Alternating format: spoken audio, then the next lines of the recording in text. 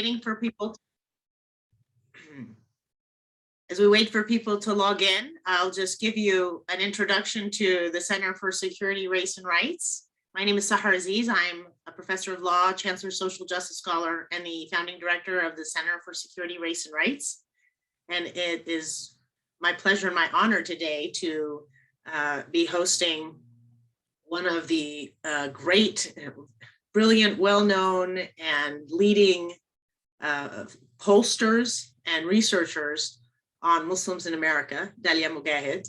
And before I formally introduce her, I want to tell you a little bit about the Center for Security, Race, and Rights. We are the first and the only center at a US law school that focuses on the civil and human rights of Muslims, Arabs, and South Asians.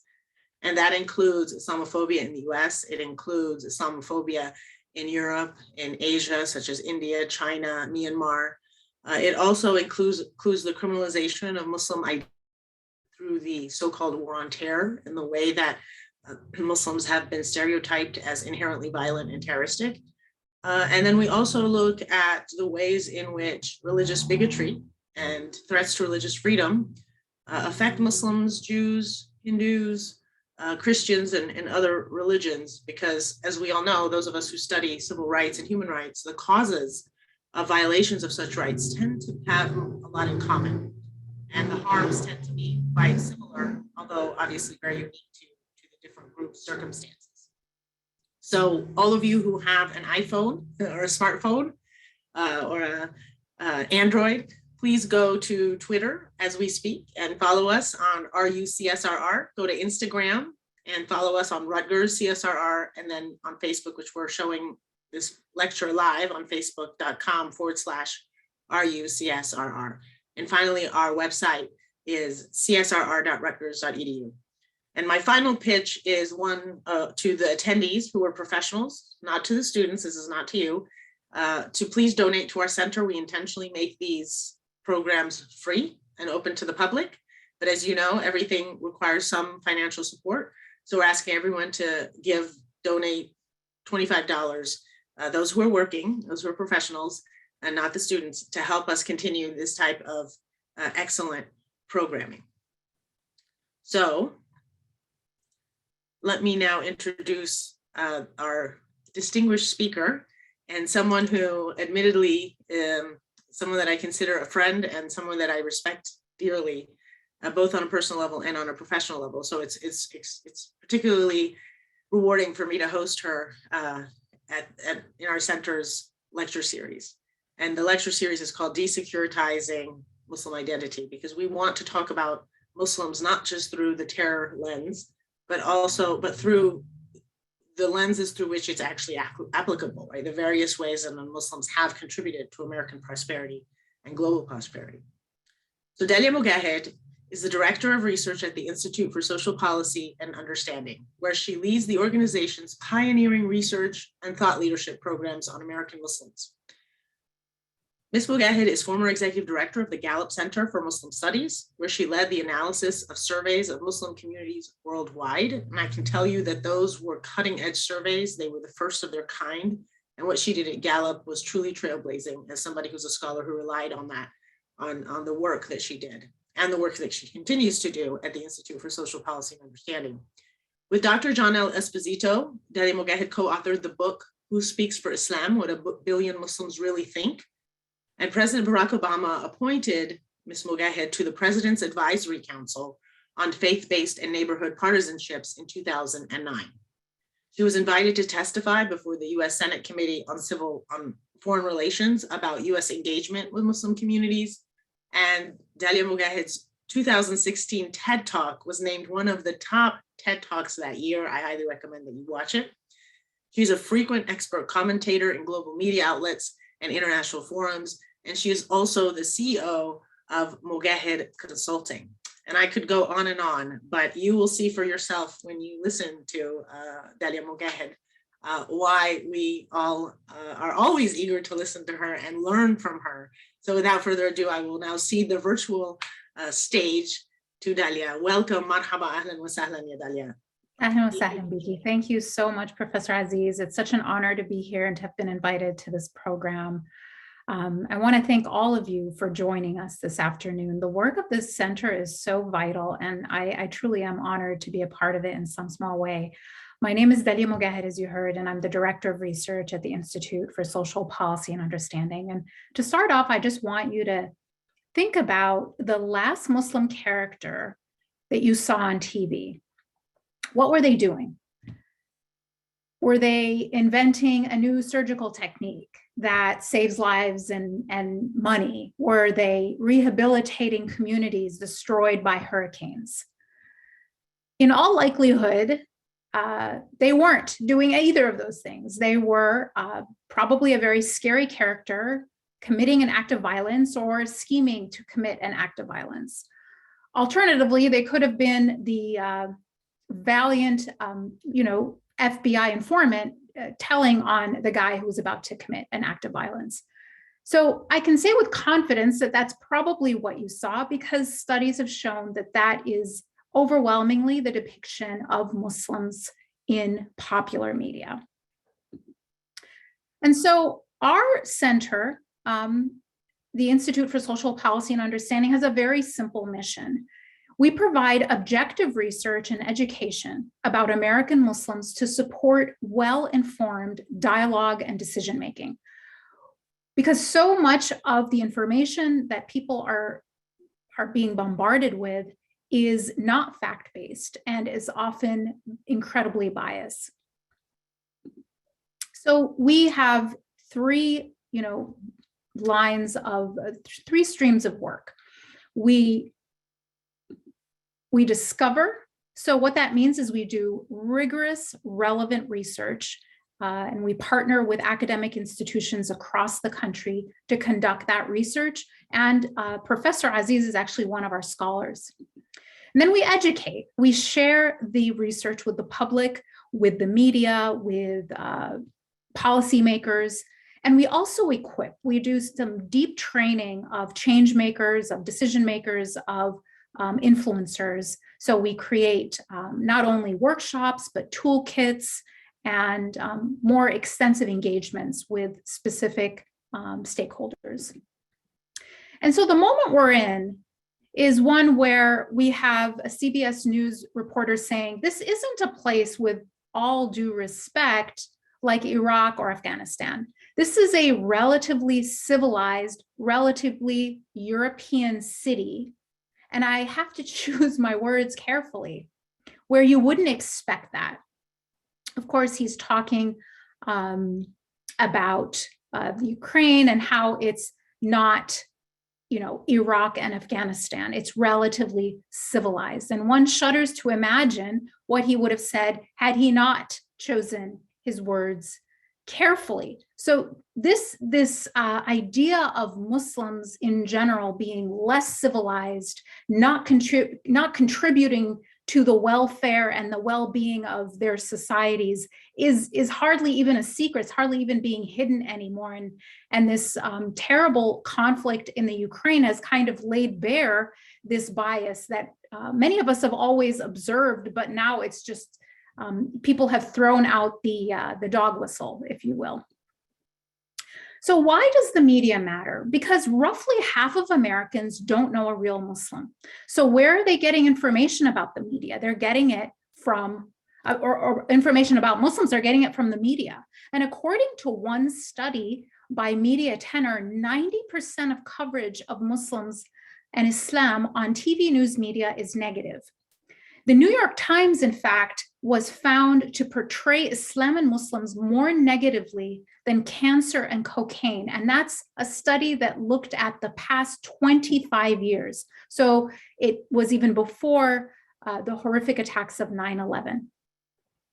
And what's more, research also shows that Muslims are rarely given platforms to speak about their own communities. So between 2015 and 2017, regarding the Muslim ban, something that actually has the word Muslim in the name of it, Muslims only represented 3% of the voices on news media discussing this issue. In contrast, President Trump represented 21% of the voices discussing the Muslim ban. And this matters. It matters to policy. It matters to rights. So one study out of University of Michigan found that reliance on media for information about Muslims was associated with American support for public policies targeting Muslims 3 months later. So it wasn't just right after they saw the story, but it impacted them for a full 3 months later. These policies included military actions against Muslim countries, separate and more thorough airport security lines for Muslim travelers, and believe it or not, even revoking the right to vote for American Muslims. And so this project that we did, which I'm going to be sharing with you today, is really a vital and critical intervention in like breaking through this storm of misinformation by filling gaps, by really filling widespread gaps in knowledge. The MAP project, or Muslims for American Progress, is a project where we did an in-depth analysis of Muslims in New York City. So not far from where you all are, qualified, and we wanted to quantify the contributions of American Muslims in just this one major metropolitan. And we looked at 8 areas of work, or 8 sectors of contribution: medicine, STEM, civics and democracy, philanthropy and nonprofits, education, economics, arts and entertainment, and then also sports. And what we wanted to do is combine the hard facts with human faces to tell the stories of ordinary people doing extraordinary things. Now, accurate demographic data is rarely shared or represented in the media, and even less often really fully, it's not even understood by Muslims themselves in many cases. So in order to better understand who Muslims are, we need to just start out with some basic demographics.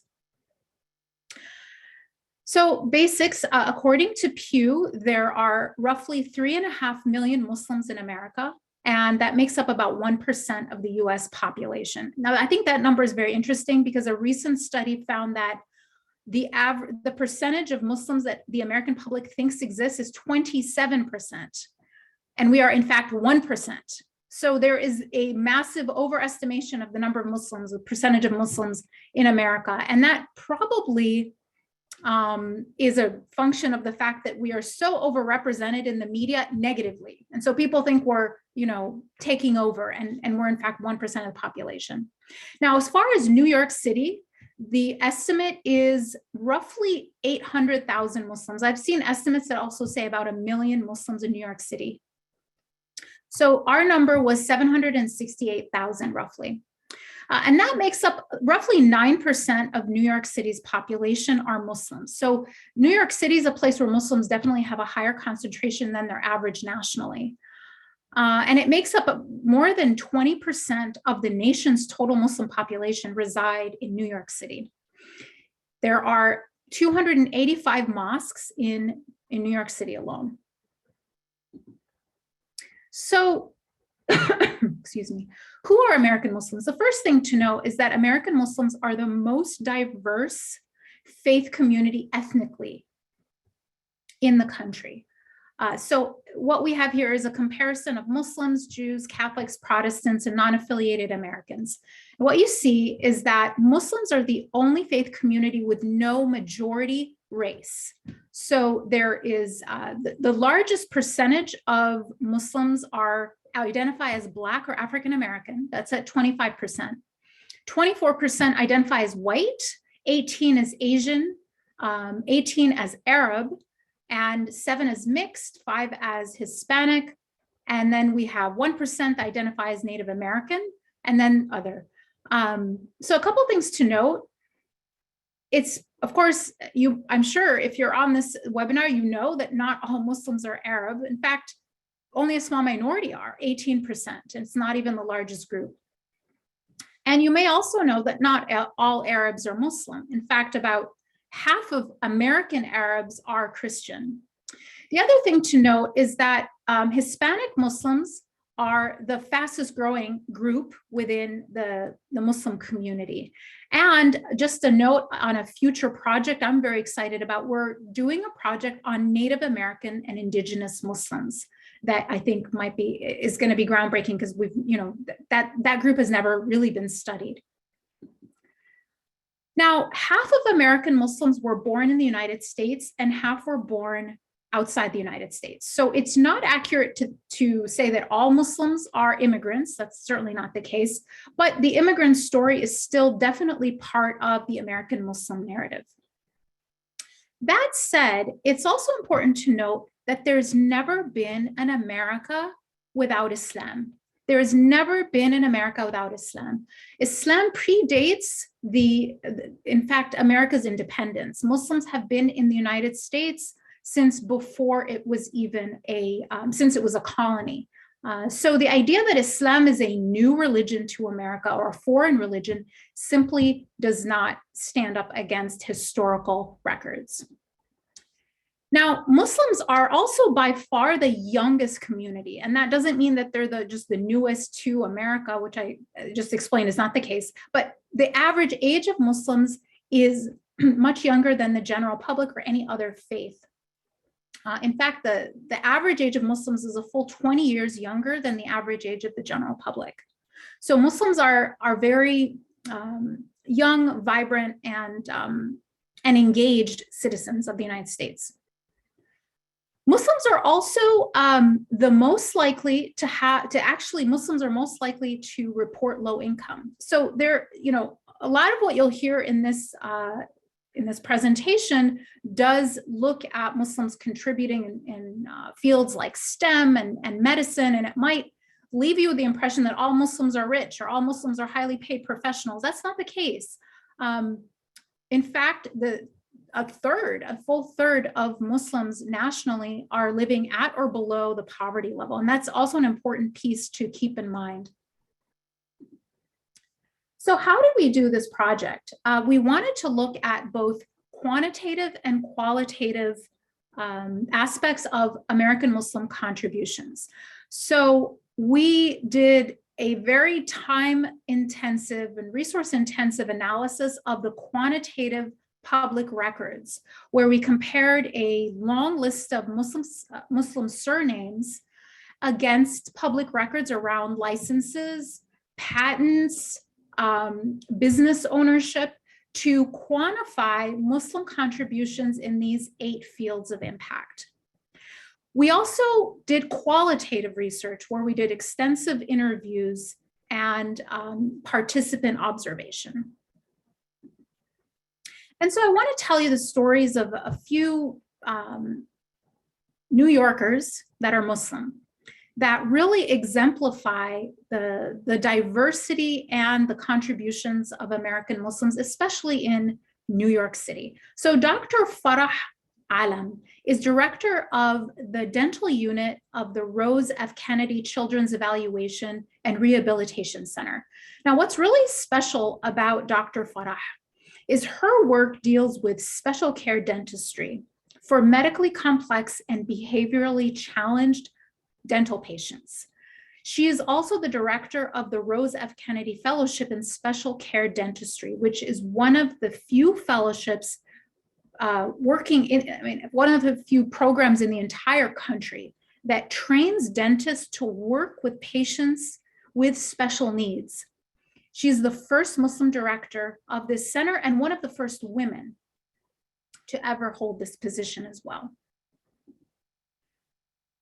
And she's not alone. When we look more broadly, looking more broadly at Muslims' impact in New York City's medical field, we found that while Muslims are less than 9% of New York City's populace, Muslims overrepresent in various medical fields, including pharmacy, clinical lab technology, medicine, and physical therapy. Muslim doctors in New York City see more than 5 million patients a year, and their dentists more than 1 million patients a year. They also create 36,000 jobs, either directly or indirectly. And Muslim physicians contribute $384 million in state taxes and pay more than 4 billion in local wages and benefits. And pharmacists fill out more than 9 million prescriptions. So in other words, this idea of banning Muslims, New York City would lose, its entire medical industry would basically collapse if Muslims didn't call it home. Another extraordinary woman that we discovered in doing this research is Noor Zenumar. And she works in a related field, in this case, STEM, science, technology, engineering, and mathematics. She has a PhD in epidemiology, and she works on cancer research at the Mailman School of Public Health in Columbia University. Dr. Zenumar is part of the National Cancer Institute's funded research on genomics and population-based studies on breast cancer. Her project focuses on genetic predisposition as well as lifestyle factors. She tells us that she is passionate about translating scientific findings from, the world of complex science to a broader population-based study that can impact many more people. She says that, in her interview, she said that poverty used to kill people a long time ago. Now it is all about this excess that is killing us and killing the planet. And she told us that she thinks that scientists are like artists because we have we have to take so much rejection. It's creative, and we have to think outside the box. In the field of STEM, from 2010 to 2015, employment in STEM in New York City grew 21%. And Muslims make up 11% of New York City's engineers. Women in STEM specifically were very strongly represented in New York City among Muslims. And we found, in earlier research, let me just go back here, that ISPU's national poll also found that just as a general kind of trend, Muslim women are more likely to be highly educated and surpass Muslim men in education. And that includes in STEM fields. Now I want you to meet Mikhail DeVoe, and he is the co-founder and executive director of Citizens Against Recidivism. He used his own experience being formerly incarcerated to assist prisoners and their family members, as well as support re-entry into society. He specifically creates a pathway for ex-prisoners to move on with their lives and continue to contribute to their communities through his nonprofit.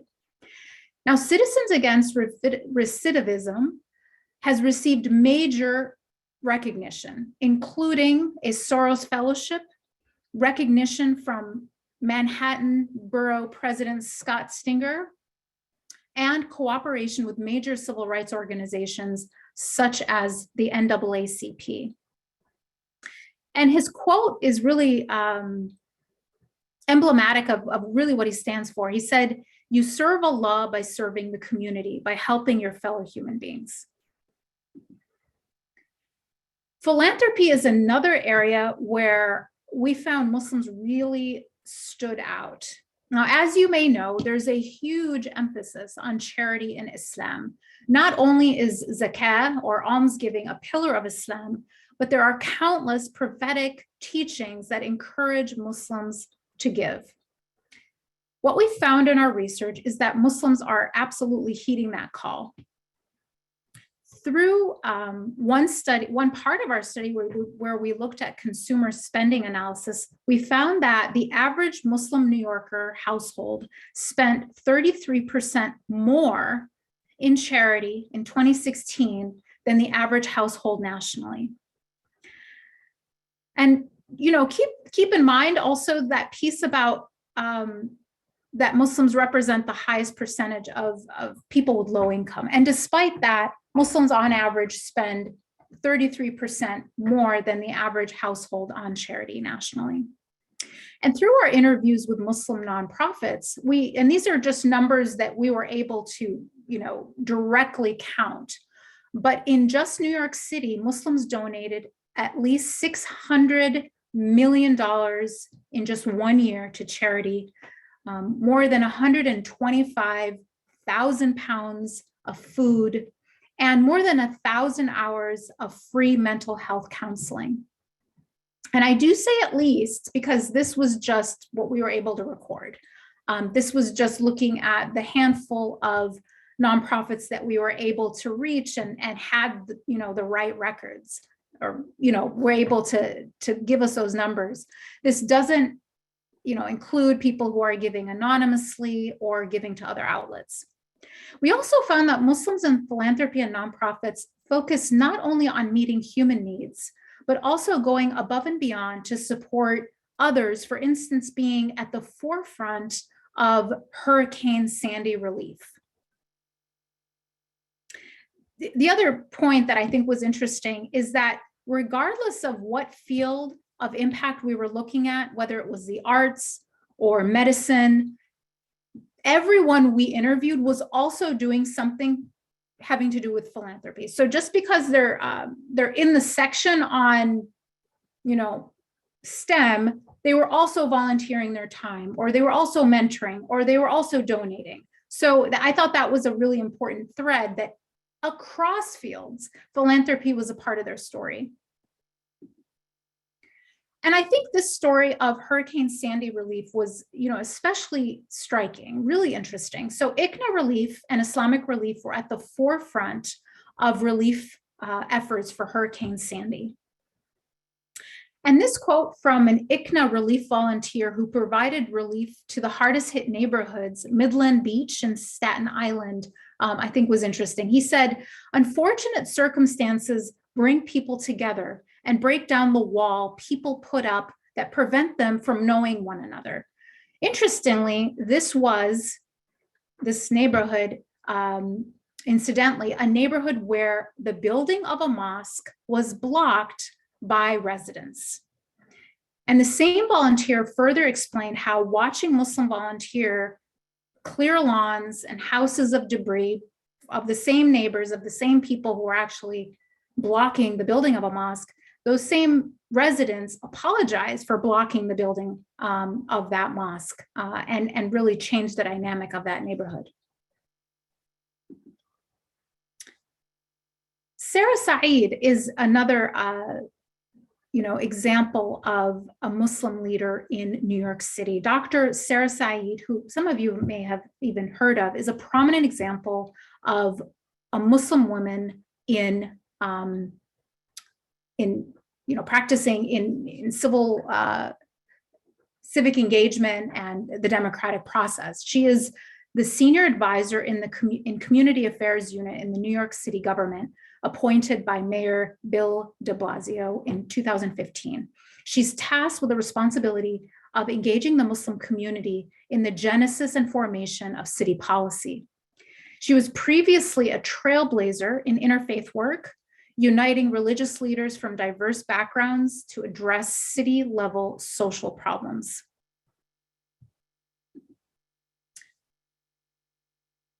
Now, in the field of economics, Azra Khalfan is CEO of a company called Plaques by Azra, founded by her father 43 years ago after her family immigrated to New York from Tanzania. The company engraves, does digital printing and laser cutting for such clients as government offices, nonprofits, and corporations. Her products have been sent to prime ministers and Nobel Prize winners. And she spoke extensively about her experience as a woman in the business world. She said, "It's an interesting thing when you're around other women business owners who face the same challenges as you do, to know that you're not alone, and if they can do it, you can do it too."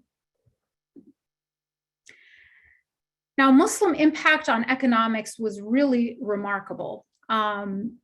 Regardless of faith, racial, or political background, there's one thing that we all agree is incredibly important and is always on people's minds, which is the economy.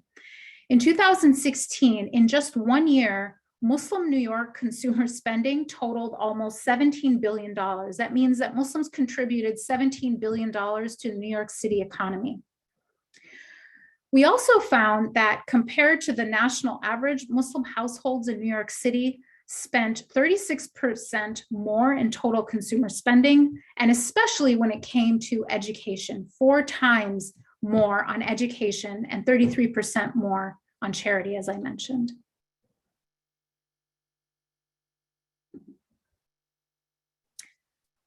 But I think that some of the most important isn't just consumer spending, but in job creation. The most important kind of impact that American Muslims have nationally and in New York City is in them being generators of jobs.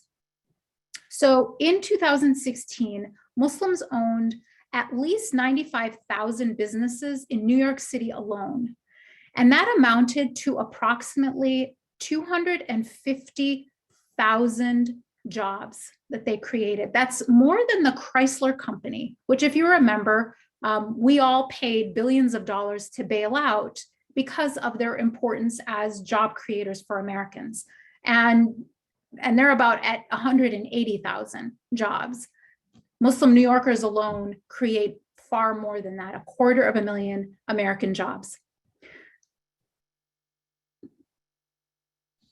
Some of the kind of interesting little features that we found is, some of the quintessential or iconic New York City,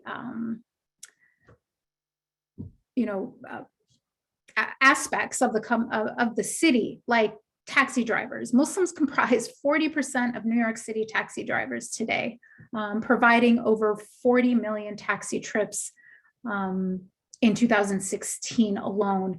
And this became especially important during COVID because they were the frontline workers, transportation, taking people to their doctor's appointments, taking people to the airport, and really were putting themselves in danger to make sure that people got to where they needed to be. 9% of the population of New York City, 40% of the taxi drivers.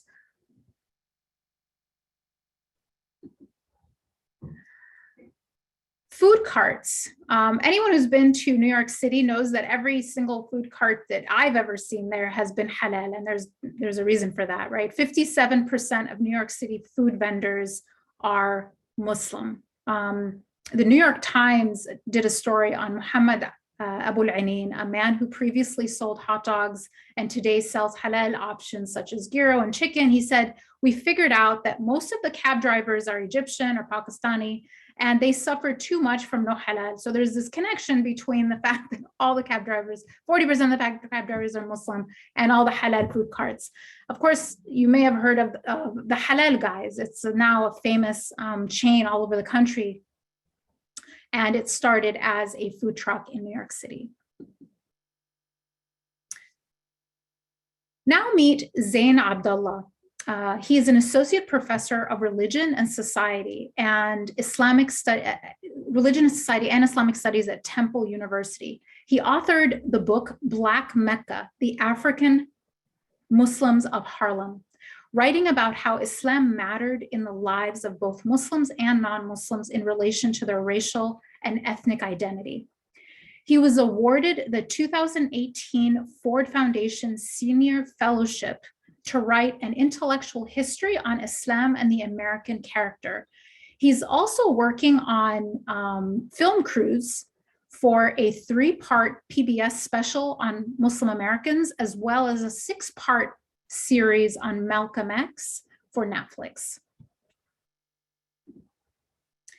And impact on education was huge in New York City among Muslims. So 1.1 million students are taught in over 1,800 public schools in New York City, the largest public school system in the United States, one of the largest in the world, of course. And nearly 10,000 teachers of K through 12 in New York City public schools are Muslim. 10,000. And they teach more than 250,000 students every year. Over $1 billion is spent on education by Muslim households in New York City annually, and that's more than 4 times more than the average American household, demonstrating Muslims' commitment to education. And I know Professor Aziz will attest to that in terms of the way we were both raised, right?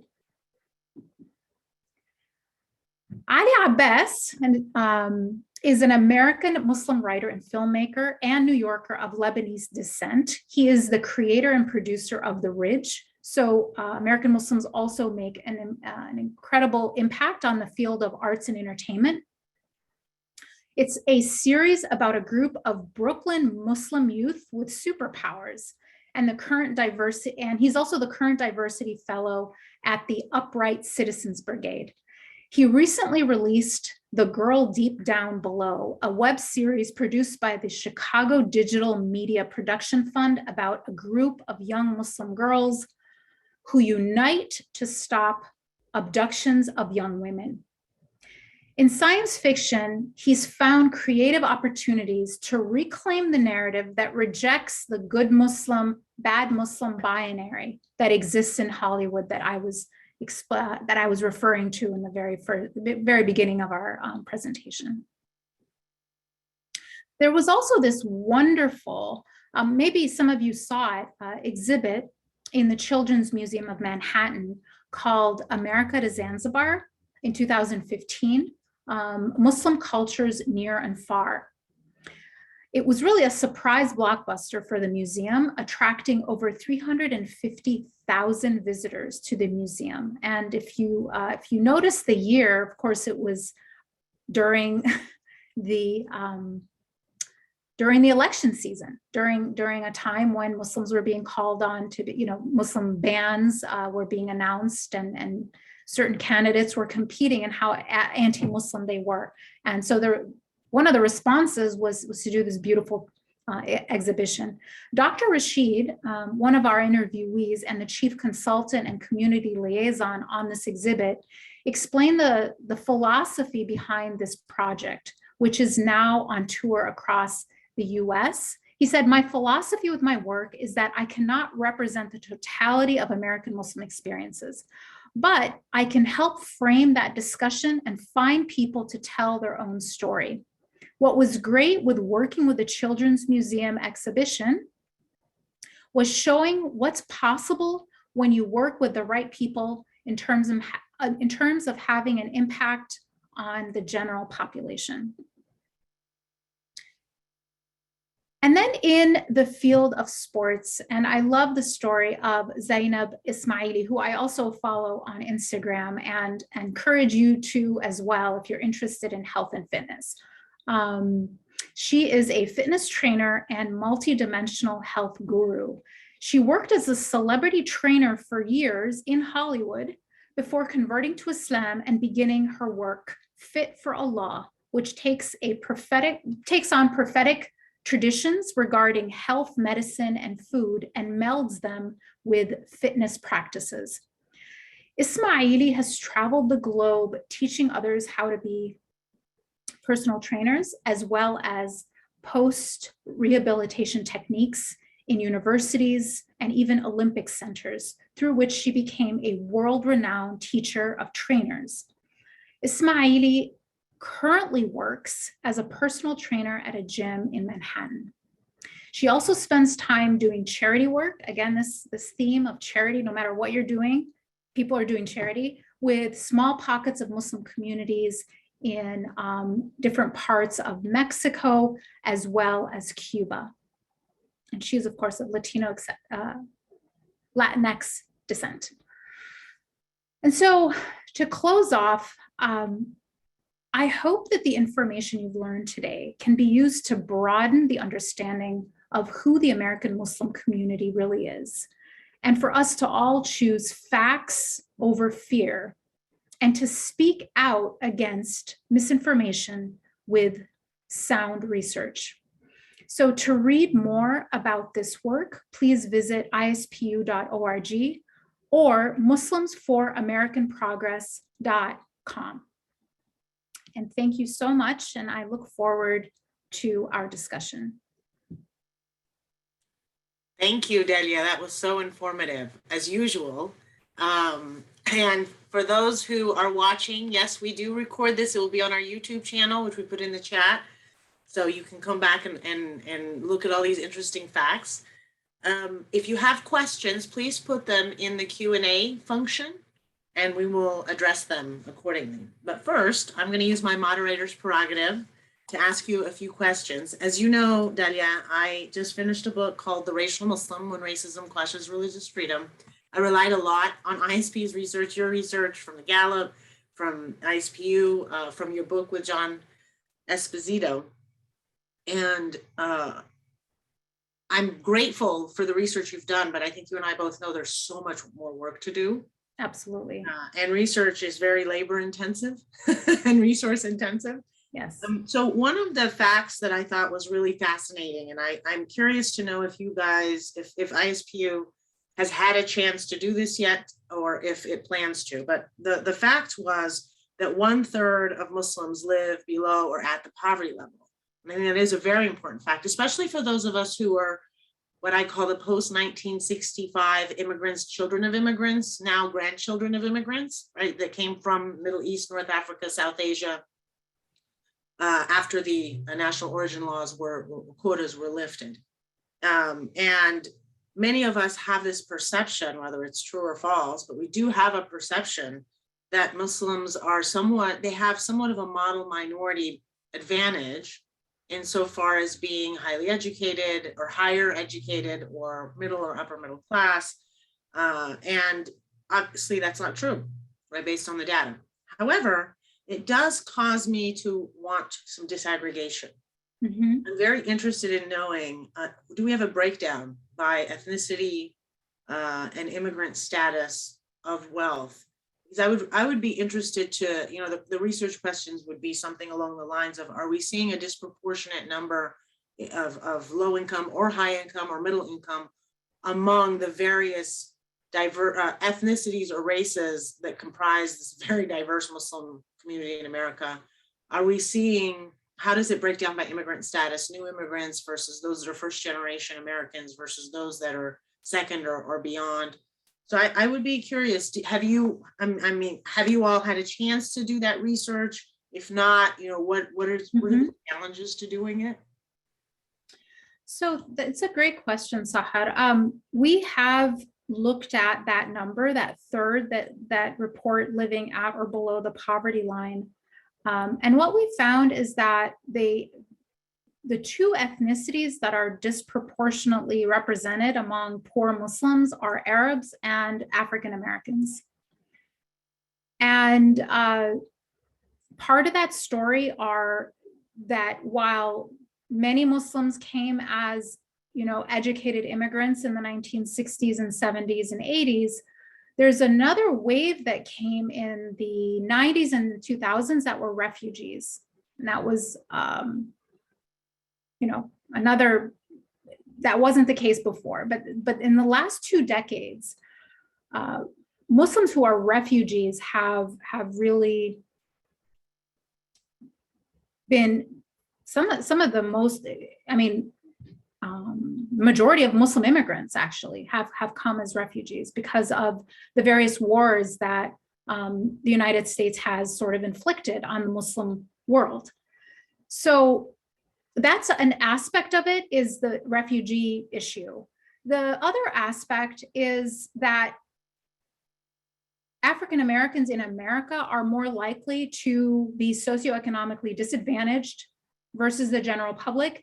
And 1/3 of our community are African Americans. So that does contribute to it as well. And interestingly, when you look at people Americans who identify as Black, Black Muslims are actually more likely to be poor than Black Christians as well. So there is that, that socioeconomic fact to take into consideration. it means that we just need to do a much better job as a community understanding our full diversity in all its forms, not only ethnically, but socioeconomically, and start to close that, that wealth disparity within the community. No, that's fascinating. And I'm not surprised to hear, I am surprised about the Arabs, because again, I'm Egyptian American, you're Egyptian American. I think it's in full disclosure that both of our parents were part of that, what I will call the first wave that came to do PhDs, master's degrees. So they came with an immense amount, at least, of social and human capital, even if they may not have had money, whether they were wealthy or not in their home countries. And we know that higher education is a pathway to social mobility in the US. So I think that's a really interesting fact. And another question would be, as you said, is it the more recent immigrants who may have come as, as refugees or as a result of wars? And as we both know, and many in the audience know, these wars are in large part, they're contributed by US foreign policy, right? Mm-hmm. This is something that's important for all of us to understand, that our hands are not clean. Right. And that's why when we don't allow refugees from areas of the world where we're actually directly or indirectly contributing to their refugee status due to the conflicts, it's even more problematic, to put it mildly. Yeah. But the other thing I just want to note is, because I did interrogate this in my book about the racial Muslim and trying to understand kind of how Muslims are racialized, is that this actually supports my argument, which is that Black Muslims, for better or worse, right? It's more, this is a descriptive statement, not a normative statement, appear to be racialized as Black first. Mm-hmm. And therefore, part of the ways in which they suffer from the racialization or the harms caused by racialization are similar to other Blacks who are not Muslim.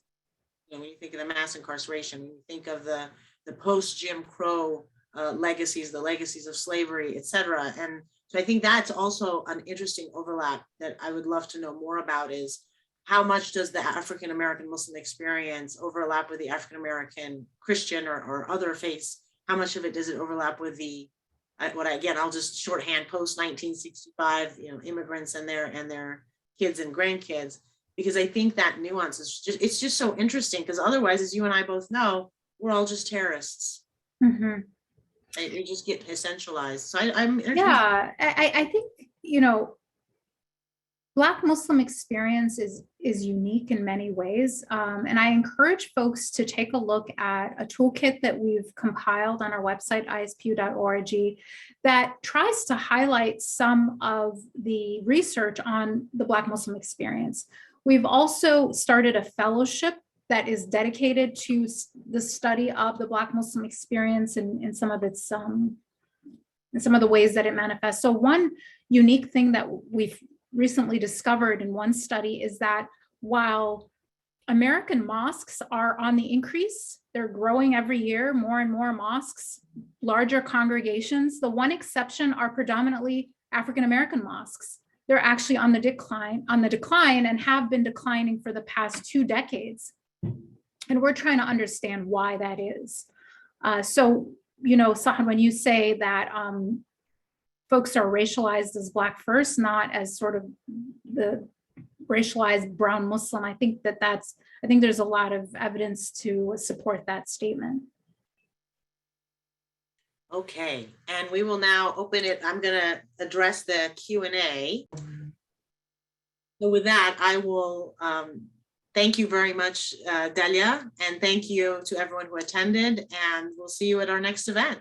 Assalamu alaikum. Thank you so much for having me.